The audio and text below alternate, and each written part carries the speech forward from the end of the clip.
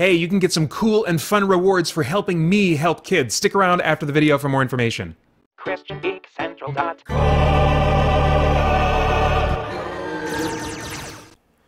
Well, my editing skills are crap, but can the same thing be said about Maleficent, Mistress of Evil? Stick around and find out. I know you, I walked with you once upon a dream. I know you, the gleam in your eyes is so familiar a gleam.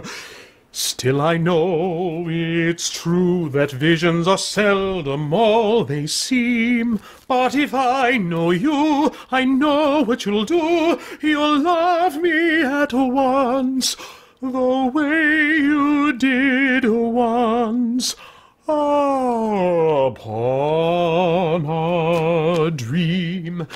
All right, I'm Peter Franson from christiangeekcentral.com and Spirit Blade Productions. This is my uncut review of Maleficent, Mistress of Evil. The synopsis on IMDb reads, Maleficent and her goddaughter Aurora begin to question the complex family ties that bind them as they are pulled in different directions by impending nuptials, unexpected allies, and dark new forces at play. All right, so what is this animal, especially compared to the first one? It's much lighter than the previous film, both in visuals and in the tone. It takes some big steps closer, I think, to the feel of a classic animated Disney movie in terms of its silliness and simplicity of characters, especially when it comes to the villains and just kind of the happenings in general in this movie. There are more cute, colorful CG characters we're meant to laugh and chuckle at because of their antics, you know, and that kind of thing. Despite the title, the story zooms out a bit from Maleficent, becoming almost equally about Aurora and Prince Philip, and they're, you know, trying to work out, you know, getting married amidst the conflict between, you know, their sets of parents, and Maleficent's newly discovered people, the Dark Fae. It starts as a story about the tension of joining two families through marriage, and is really strongest, I think, for me when it's zoomed into that level, but eventually it becomes equally about joining two kingdoms, and it really lost my investment at the same time that that happened. The evil queen mother of Prince Philip, played by Michelle Pfeiffer, and that's Prince Philip is the one that Aurora, Sleeping Beauty, you know, is engaged to marry. And she's, the queen, the evil queen, mother of Philip, is a much more simplistic, kind of mustache-twirling villain compared to the more complex character of King Stefan in the first movie. And despite piling up a body count that Stefan never did, her end is played for comedy rather than catharsis for a viewer like me that really kind of wants to see justice when you've got a good villain that's genuinely done some evil things. Other aspects of the ending are likewise overly simplistic in their sudden cheeriness. Despite a climax that racks up quite the body count. I'm like, we're all smiling, but I mean, the dead, they are many. And that's possibly because even the many deaths, quote unquote, involved in the climax are portrayed in a very magical, non-violent PG kind of way. You'll know what I mean if you end up seeing the movie.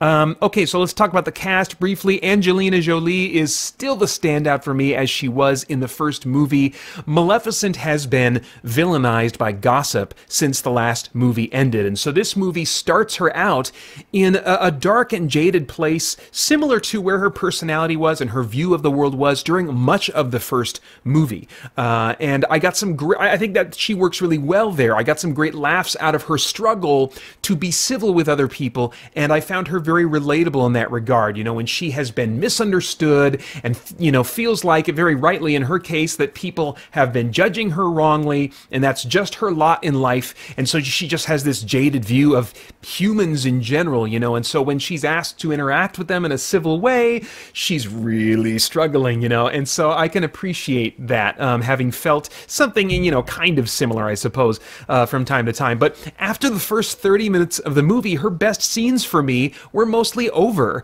until a couple moments at the end, in scenes between her and Aurora, got some good mother-daughter stuff going on, and that was very gratifying. The rest of the cast I thought were fine, but they really didn't have much interesting character material to work with here.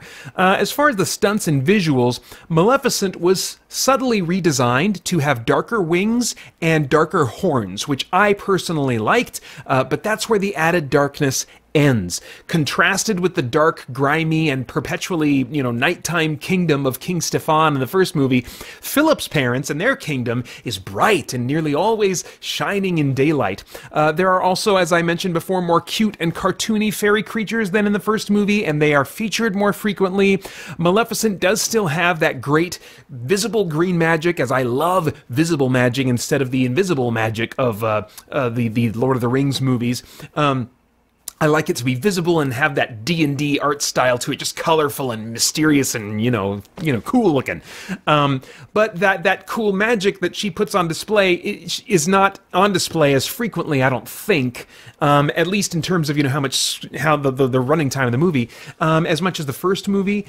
So I felt like I wanted more. I wanted more from her, more magic, more crazy cool stuff that she does with her powers, and the realism of the CGI, chiefly, or namely in the characters, doesn't seem to have advanced at all. In terms of quality or, realism in its animation, despite it being 5 years since the last movie. So I would have liked, in general, I really wish that CGI artists and movies would push that technology more to get more and more realistic, especially in the way that it's animated. Okay, so themes. Is there anything that might stimulate some worthwhile thought or conversation through the process of watching this movie?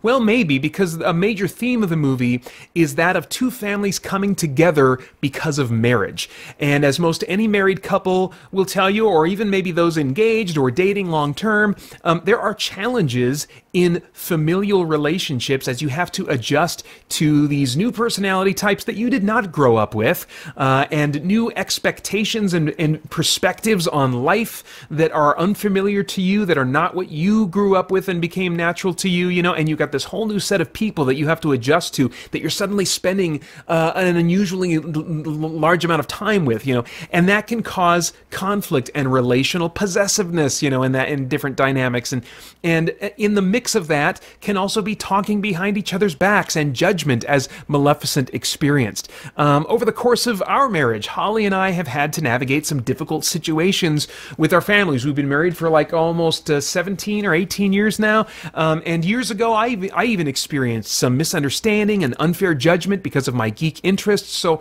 I could relate to the anger and jadedness of Maleficent in this movie. But as Christian geeks that are aiming to be Christ followers before being geeks even, we have the choice to lean into the natural reaction of combative defensiveness, or to assign weightlessness to the words of the judgmental and the uninformed, as those words deserve, coming from that perspective.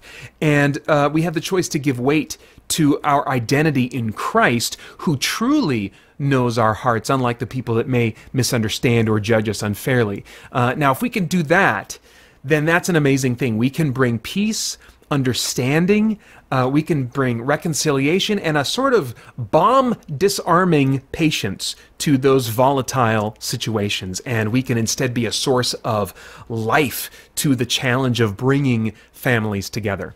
Now, I have no idea what your tastes are in movies, but if I were a time traveler, I'd go back in time and say, Peter, well, first I'd probably give myself some advice about handling some of those family difficulties. But then I would say, wait on seeing this movie for a free opportunity. It's one that you'll want to see because you enjoyed that first movie a good amount, and it scratched some, D&D style fantasy itches for you. This one's not going to scratch those itches near as much, just little blips here and there.